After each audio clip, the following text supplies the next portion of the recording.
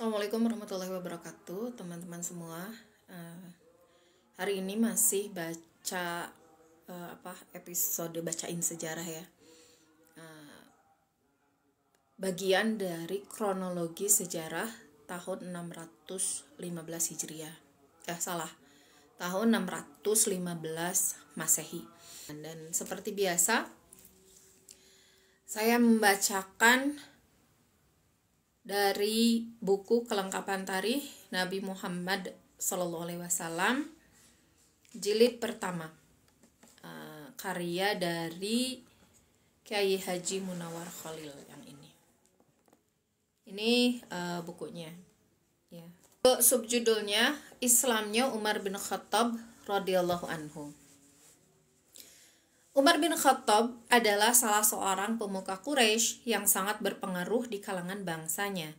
Ia adalah seorang yang gagah berani, cerdas, tangkas, dan kuat. Kegagahan, keberanian, dan pengaruh Umar bin Khattab seimbang dengan kegagahan dan keberanian Abu Jahal. Umar termasuk salah seorang pemuka musyrik Quraisy yang sangat memusuhi Nabi Shallallahu Alaihi Wasallam sebagaimana Abu Jahal.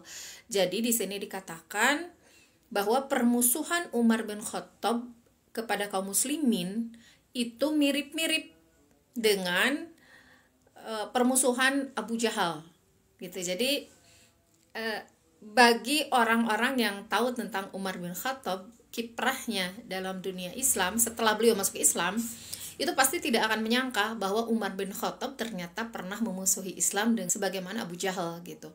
Bahkan Umar itu pernah diceritakan beliau itu menyiksa seorang budak ya, bersama pembesar-pembesar Quraisy lainnya, dan ini diceritakan oleh Umar sendiri gitu. Beliau menceritakan masa lalunya.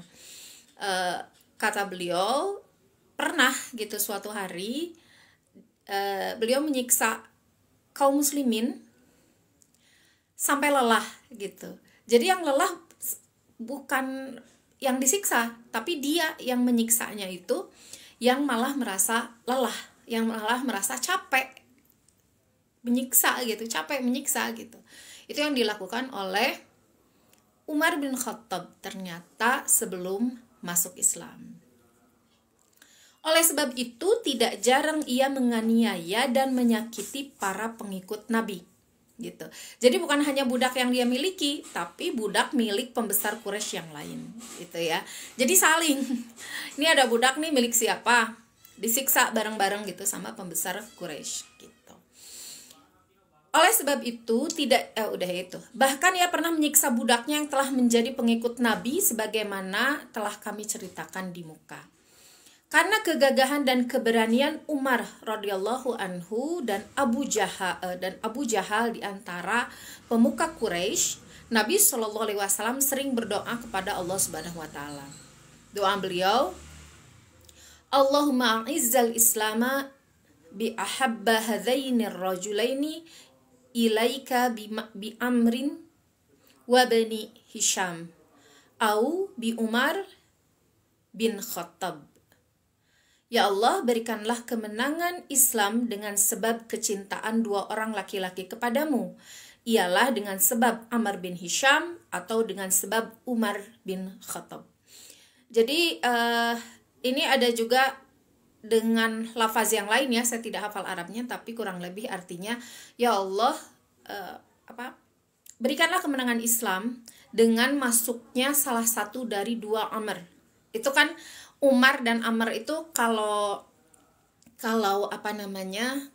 lafaz tulisan Arab tanpa harokat itu kan cara menulisnya sama ya, ain, mim, dan ro gitu. Jadi salah satu di antara dua Amr bin Hisham atau Umar bin Khattab, karena pakai ain ya, Umar bin Khattab. Amr bin Hisham itu siapa? Amr bin Hisham itu adalah Abu Jahal yang kita kenal. Yang kita kenal sebagai Abu Jahal, atau yang kedua Umar bin Khattab. Dan Allah mengabulkan doa Rasulullah SAW, memilihkan yang terbaik di antara mereka berdua, yaitu Umar bin Khattab. Dan kita tahu ya bagaimana Islam itu menjadi gemilang di ketika kepemimpinan Umar bin Khattab radhiyallahu anhu. Silsilah Umar bin Khattab ialah Umar bin Khattab bin Nufail bin Abdul Uzzaza bin Rayah bin Abdullah bin Qurth bin Razah bin Adi bin Ka'ab bin Lu'ay bin Ghalib bin Fihr. Jadi silsilahnya bertemu dengan silsilah pribadi Nabi Shallallahu Alaihi Wasallam pada Ka'ab, kakek yang ketujuh dari Nabi. Sesudah ia memeluk Islam, ia mendapat gelar Al-Faruq, yang artinya pemisah antara yang benar dan yang salah. Dan di kalangan kaum muslimin, ia terkenal pula dengan sebutan Abu Hafs, yang artinya bapak singa, dan diterjemahkan juga putrinya itu kan Hafsah ya, jadi Abu Hafs. Kedua sebutan itu sangat selaras dengan jejak-jejak dan perjuangan beliau sejak memeluk Islam sampai wafatnya. Kitab-kitab sejarah telah membuktikan keselarasan dan kebenaran gelar-gelar Umar bin Khattab radhiyallahu anhu. Adapun silsilah Amr bin Hisham adalah Amr bin Hisham bin Mughirah bin Abdullah bin Umar bin Makhzum bin Qaddan bin Murrah bin Ka'ab bin Lu'ay bin Ghalib bin Fihr. Jadi silsilahnya bertemu dengan silsilah Nabi Shallallahu Alaihi Wasallam pada Ka'ab juga. Jadi sama dengan Umar, kakek ketujuh antara Rasulullah. Umar bin Khattab dan Amr bin Hisham itu sama.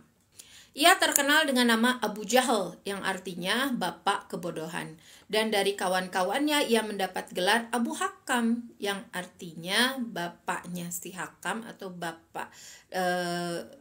Itu juga diartikan juga sebagai bapak kebijaksanaan. Karena sebelum datang Islam, orang-orang itu kalau ada masalah datang ke Abu Hakam karena keputusannya itu dinilai bijaksana oleh masyarakat Quraisy pada masa itu. Dan Abu Jahal ini termasuk ke dalam pembesar lah ya, termasuk ke dalam pembesar Quraisy bersama Umayyah bin Khalaf, kemudian Utbah bin Rabi'ah, Abu Jahal, Abu Lahab, Umar, Hamzah gitu.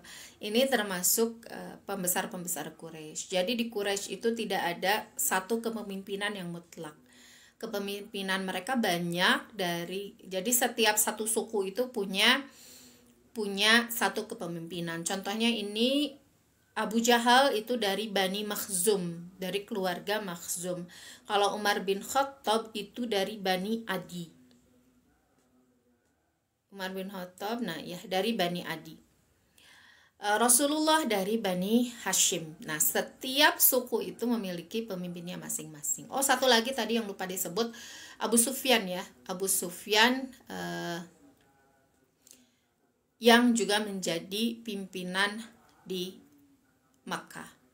Ia terkenal sebagai salah seorang musuh Nabi yang terkemuka, sampai ia mati terbunuh ketika tengah turut berperang melawan kaum muslimin. Ini terjadi di perang Badar. Kaum muslimin memberikan gelar Aduwullah, yang artinya seteru atau musuh Allah.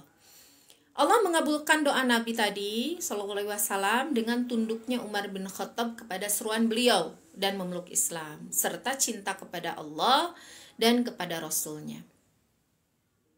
Masuknya Umar radhiyallahu anhu ke dalam barisan kaum muslimin membuat agama Islam yang tadinya dalam keadaan yang sangat menyedihkan berubah menjadi kelihatan di kalangan khalayak ramai dengan menyinarkan cahaya yang sangat menyilaukan bagi musuh kaum muslimin dan sangat mencemaskan mereka yang menghalang-halangi langkahnya.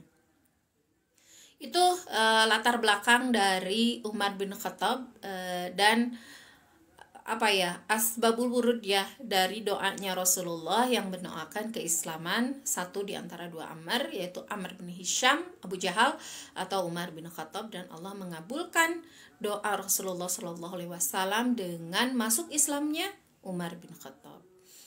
Berikutnya kita ke bab subjudul ya, poin G, Sebab-sebab Umar bin Khattab radhiyallahu anhu memeluk Islam.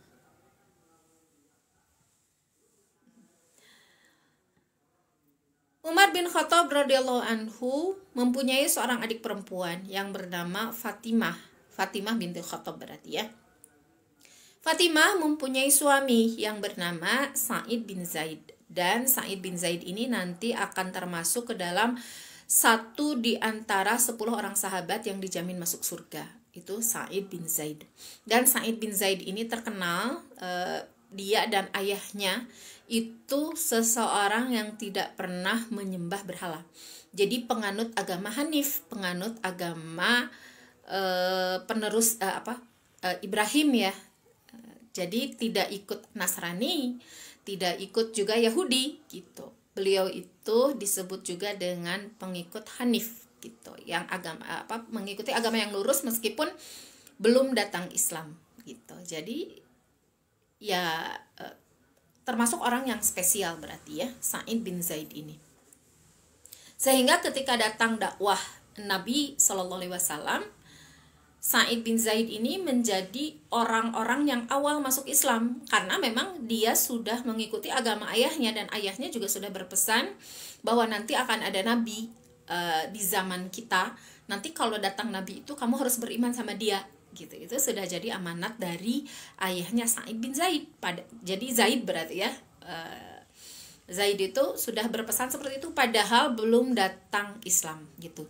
Dan Zaid ini temannya, mungkin teman-teman ingat ya, nama Warokoh bin Naufal. Pamannya paman apa saudara sepupu ya? Pamannya Khadijah binti Khuwailid. Warokoh bin Naufal itu seorang Nasrani, dan beliau ketika datang Rasulullah SAW, datang Khadijah konsul gitu, untuk konsul apa yang terjadi dengan Rasulullah SAW di Gua Hiro. Itu kan Warokoh bin Naufal sudah mengatakan bahwa kamu akan jadi nabi, gitulah singkatnya. Dan nanti ketika kamu benar-benar mendakwahkan Islam, maka aku akan jadi pembelamu. Tapi tidak lama setelah itu Warokoh bin Naufal sudah meninggal sebelum masuk Islam. Tetapi karena ucapannya itulah ia sudah digolongkan sebagai kaum muslimin. Sejak mereka mendengar dakwah Nabi Shallallahu Alaihi Wasallam, mereka berdua dengan segera mengikutinya dengan setia dan menjadi pemeluk Islam yang sungguh-sungguh.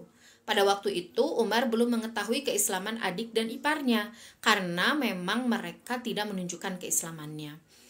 Mereka khawatir jika Umar sampai mengetahui keislaman mereka, tentu ia akan sangat marah dan mereka berdua akan dianiaya, bahkan mungkin juga akan dibunuh. Itu ketakutan dari seorang Fatimah ya, adik Umar, dan juga Sa'id bin Zaid, adik iparnya.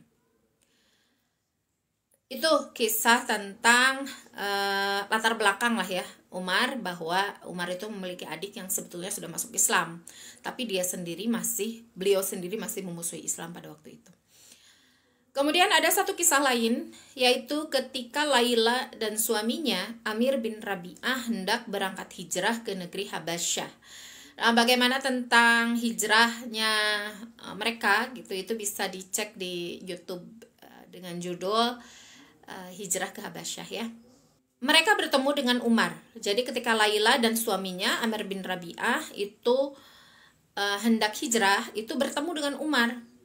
Pada waktu Laila akan menaiki untanya, Umar bertanya kepada Laila, "Hai Ummu Abdillah," ini adalah julukan Laila, "engkau hendak pergi kemana?" Laila menjawab, "Engkau telah menyakiti aku dan kawan-kawanku yang mengikuti surat Muhammad. Maka sekarang aku hendak pergi ke bumi Tuhan, di mana aku dapat berbakti kepada Tuhan. Di sanalah aku hendak bertempat tinggal agar aku tidak disakiti oleh kamu dan kawan-kawanmu." Lalu Umar menjawab, "Ya, mudah-mudahan Tuhan beserta engkau hendaknya." Itu. Kemudian Umar pergi dan membiarkan Laila dan suaminya meneruskan perjalanan. Lalu Laila menceritakan pertemuannya dengan Umar kepada suaminya, bahwa ia telah ditanya oleh Umar dan Umar mendoakan keselamatannya. Kemudian suaminya berkata, "Adakah engkau mengharapkan keislaman Umar bin Khattab?" Jangan engkau mengharapkan demikian. Umar itu tidak akan mengikuti suruhan Muhammad kecuali jika khimarnya atau keledainya si Khattab itu sudah mengikuti Muhammad lebih dulu gitu. Ini paham ya maksudnya ya, insyaallah. Jadi ya tadi apa Laila itu kaget juga ketika, jadi awalnya khawatir dengan pertemuan dia dengan Umar gitu. Tapi kaget ketika mendengar reaksi Umar yang nggak ngapa-ngapain. Tadinya udah apa ya, kayak udah pasrah gitu lah, aduh ketemu nih sama Umar, udahlah gitu. Tapi ternyata Umar tidak melakukan apa-apa, malah mendoakan dia. Ya mudah-mudahan Tuhan beserta engkau hendaknya gitu. Kaget juga kan Laila, loh kok nggak diapa-apain gitu, malah dibiarin pergi, kan aneh. Padahal Umar kan ya musuh Allah gitulah ya pada saat itu gitu. Dan termasuk orang yang keras permusuhannya terhadap Rasulullah SAW. Makanya ketika diceritakan kepada suaminya, dia agak intonasinya itu agak berharap gitu. Tadi aku ketemu sama Umar, gitulah kalau bahasa sekarang ya. Aku tadi ketemu sama Umar loh, tapi kok nggak ngapa-ngapain, dia malah mendoakan gitu. Nah, mendengar antusias dan harapan terpendam dari seorang Laila, dari istrinya, Amr bin Rabi'ah itu langsung mematikan harapan itu. Jangan ngarep lah, mau mungkin, gak mungkin lah Umar itu masuk Islam. Dia baru masuk Islam itu kalau keledainya udah masuk Islam, baru dia masuk Islam gitu. Ini pandangan dari saking tidak mungkinnya Umar masuk Islam gitu ya. Dan menurut pandangan manusia, ya ini bisa gitu, maksudnya ya karena ciri-cirinya dari permusuhan Umar, Umar itu udahlah nggak mungkin masuk Islam gitu ya. Saking sampai mengatakan seperti itu. Baru keledainya masuk Islam dulu, keledainya membela Muhammad dulu, baru tuh si Khattab masuk Islam, itu kata Amr bin Abdullah ya. Kita lanjut. Amir berkata demikian karena ia selalu ingat akan perbuatan-perbuatan Umar bin Khattab yang sangat kejam, ganas, dan buas terhadap orang-orang yang telah mengikuti seruan Nabi Shallallahu Alaihi Wasallam. Terutama jika ia ingat perbuatan Umar ketika menyiksa salah seorang budaknya yang sudah memeluk Islam sehingga nyawanya melayang. Amir tidak mengetahui bahwa Nabi Shallallahu Alaihi Wasallam telah berdoa kepada Allah tentang keislaman Umar atau Abu Jahal. Jadi pada saat Laila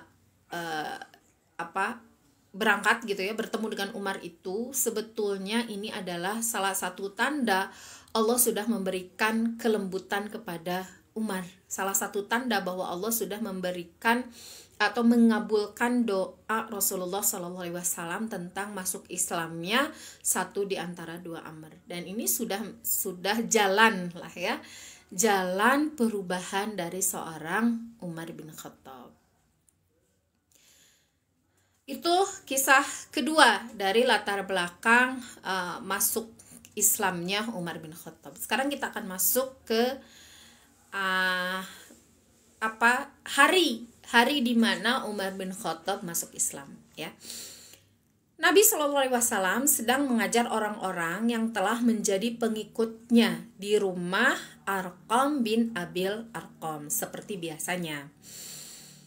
Ketika pemuka-pemuka kaum musyrikin Quraisy memutuskan untuk membunuh Nabi SAW melalui tangan Umar. Jadi para pembesar Quraisy itu berkumpul lalu memutuskan untuk ya udahlah kalau kayak gini terus, maksudnya orang Islam kan tambah banyak ya, meskipun udah disiksa, udah diancam dan sebagainya gitu ya, udah keluarga udah taluk lah ya, udah nggak bisa diapa-apain lagi nih, udah aja kayaknya Muhammad memang harus dibunuh gitu.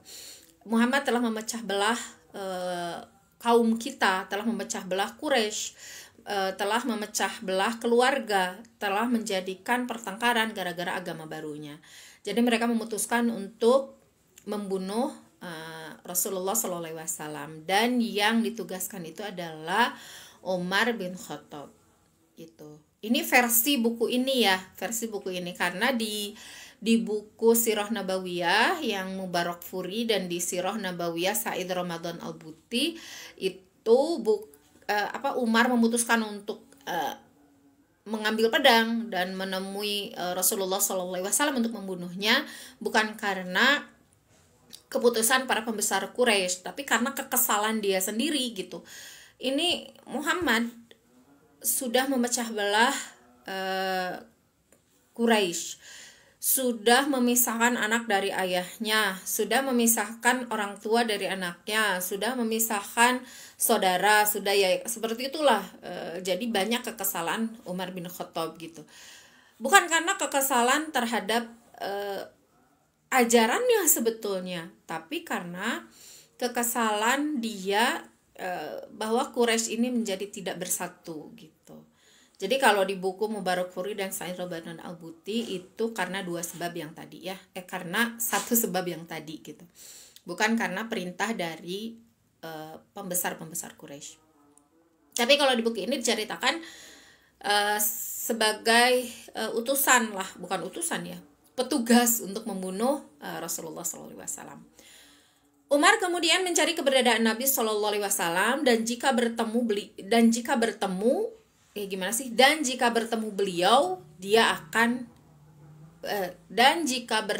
beliau akan dibunuhnya begitu. Umar mencari Nabi SAW seorang diri sambil menghunus pedangnya yang akan digunakannya untuk membunuh Nabi SAW. Hal tersebut dilakukannya terang-terangan dan diperlihatkannya kepada banyak orang. Seandainya Nabi SAW bertemu dengan dia di tengah jalan, tentu akan dibunuhnya. Ketika Umar berada di suatu jalan di kota Makkah, ia bertemu dengan seorang sahabatnya yang bernama Sa'ad bin Abi Waqqas. Ini versi dari buku ini ya. Kalau di buku sirah yang lain itu ya, sahabat yang bertemu dengan Umar adalah Nu'aim bin Abdullah An-Naham Al-Adawi. Nanti kita baca ya versi yang lain. Kita akan baca dulu versi dari buku ini yang mengatakan Umar bin Khattab itu bertemu dengan Sa'ad bin Abi Waqqas, dan kita akan baca dialognya. Ini lumayan panjang karena yang namanya tarikh itu biasanya memang detail ya, beda dengan sirah. Ketika Umar berada di suatu jalan di kota Makkah, ia bertemu dengan seorang sahabat karibnya bernama Sa'ad bin Abi Waqqas radhiyallahu anhu. Ia bertanya kepada Umar, "Engkau hendak pergi kemana, hai Ibnu Khattab? Mengapa engkau membawa pedang terhunus seperti itu?" Umar menjawab, "Aku akan pergi mencari Muhammad, orang celaka itu, karena ia sudah berani mendirikan agama baru. Ia telah memutuskan persaudaraan kita, memecah belah persatuan bangsa kita, membodoh-bodohkan orang-orang pandai kita, mencaci maki nenek moyang kita, menghina Tuhan-Tuhan kita, dan merendahkan kemuliaan kita. Jika aku bertemu dengannya, ia akan langsung kubunuh." Dan sering saya katakan ya, alasan yang dipakai oleh orang-orang untuk tidak menerima dakwah itu sebetulnya bukan kepada konteks agamanya. Dan ini juga yang terjadi hari ini. Orang-orang yang menolak menerima kebenaran selalu alasannya adalah ini menentang apa yang nenek moyang kita katakan gitu. Bukan ke konteks agamanya benar atau salah, sesuai enggak dengan hati nurani dia gitu. Selalu yang diucapkan adalah ini menentang ajaran nenek moyang kita gitu ya. Selalu itu yang dipakai gitu. Kemudian Sa'ad menjawab, "Oh Umar, engkau ini lebih kecil dan lebih hina. Apakah engkau hendak membunuh Muhammad? Apakah engkau mengira jika engkau benar-benar telah membunuh Muhammad, anak keturunan Abdul Muthalib akan membiarkan engkau hidup lebih lama di muka bumi ini? Mereka tentu tidak akan membiarkan engkau hidup lebih lama, bukan?" Umar menjawab, agaknya engkau sekarang berani kepadaku. Hari ini aku sadar bahwa engkau sudah berganti agama. Engkau sudah mengikuti agama Muhammad. Jika benar, engkau kubunuh lebih dulu sekarang. Engkau sudah berlainan agama denganku, bukan? Mendengar ucapan Umar, Sa'ad dengan segera membaca kalimat syahadah. Aku menyaksikan bahwa sesungguhnya tidak ada Tuhan melainkan Allah dan bahwa sesungguhnya Muhammad itu pesuruh Allah. Sesudah Umar mendengar syahadat Sa'ad, dengan segera ia mengacungkan pedangnya kepada Sa'ad. Sa'ad pun dengan segera menghunus pedangnya dan mengacungkannya kepada Umar. Dan Sa'ad bin Abi Waqqas ini memang terkenal sebagai orang yang sangat pemberani, anak muda ya, usianya itu lebih muda daripada Umar gitu.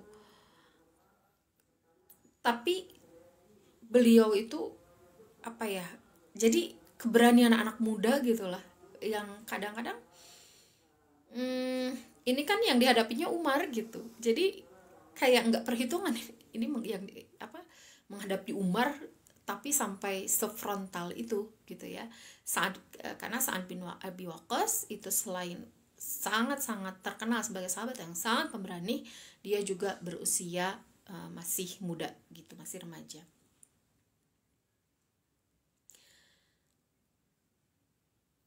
Sesudah Umar mendengar syahadat Sa'ad, dengan segera ia mengacungkan pedangnya kepada Sa'ad. Sa'ad pun dengan segera menghunus pedangnya dan mengacungkannya kepada Umar.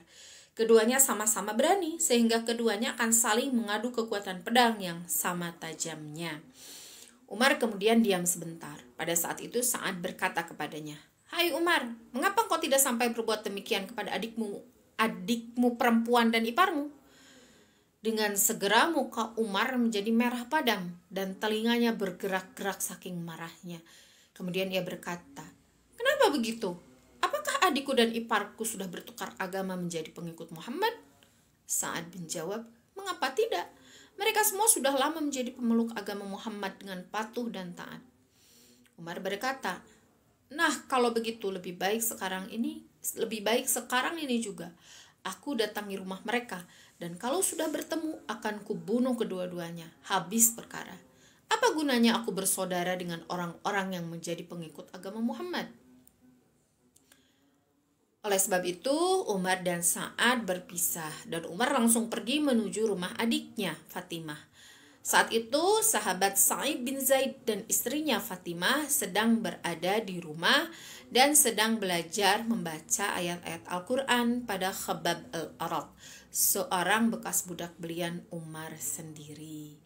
Dan Khabbab al-Arat ini termasuk sahabat yang penting ya, termasuk sahabat penting di kalangan para sahabat gitu, dan sahabat yang cukup terkenal di kalangan para sahabat. Dan kisahnya itu ada menjadi salah satu yang dikisahkan dalam peri kehidupan 60 sahabat Nabi. Sampai situ dulu tentang kisah dialog antara Umar dengan sahabat Nabi. Yang versi buku ini, versi Munawwar Khalil, sahabat itu adalah Sa'ad bin Abi Waqqas. Saya akan bacakan versi lain. Amarah Umar bin Khattab memuncak saat adanya kisruh di Mekah, dan ia menduga bahwa Nabi Muhammad SAW lah penyebabnya. Ia memutuskan bahwa Rasulullah SAW harus segera dibunuh agar Mekah menjadi damai kembali. Dengan pedang terhunus, ia menuju rumah Arqam bin Abil Arqam. Niatnya itu terhenti sejenak ketika ia bertemu dengan Nu'aim bin Abdullah bin Nahwan al-Adawi.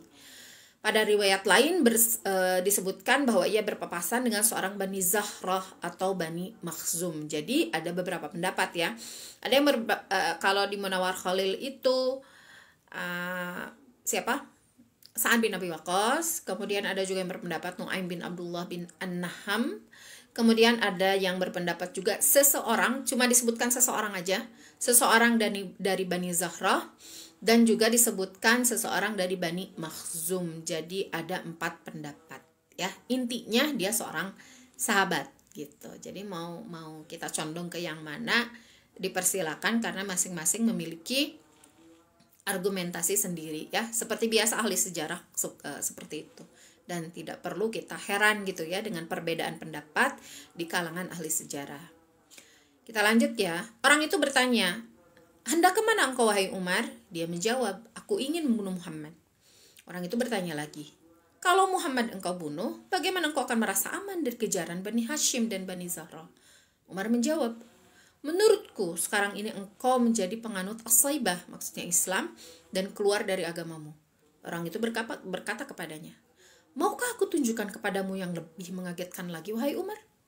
Sesungguhnya saudara perempuan dan iparmu itu juga telah menjadi penganut as-sabiyah,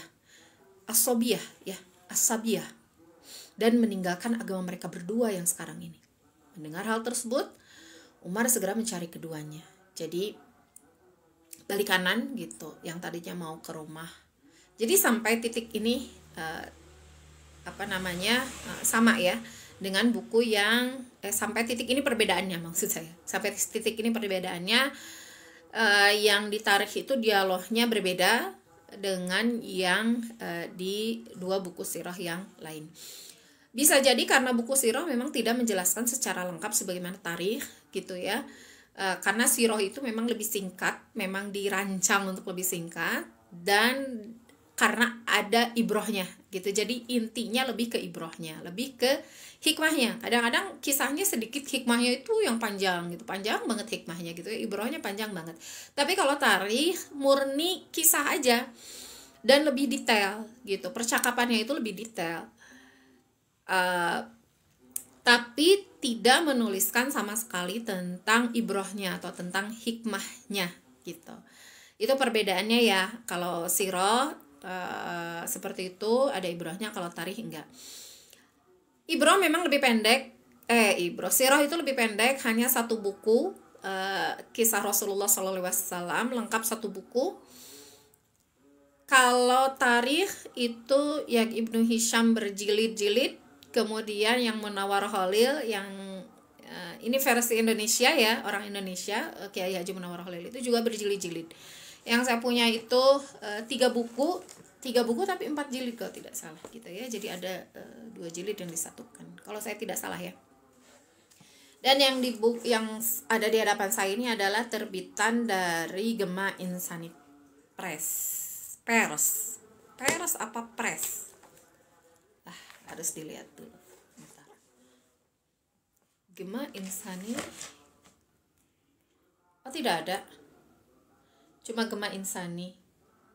Cetakan 2013. Ini yang ada di depan saya ya, yang sedang saya pegang. Untuk selanjutnya kita akan ke kisah yang Umar sampai di rumah adiknya Sa'id bin Zaid. Kesananya kan sama ya, yang berbeda tadi hanya obrolan dengan sahabatnya.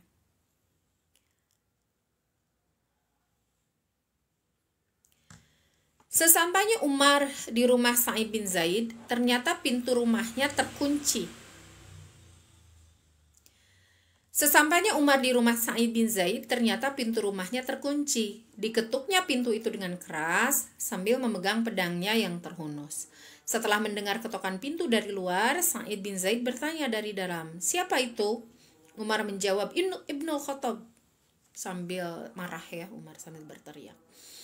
Setelah Khabbab mendengar suara Umar begitu keras, ia kemudian mengintai dari dalam.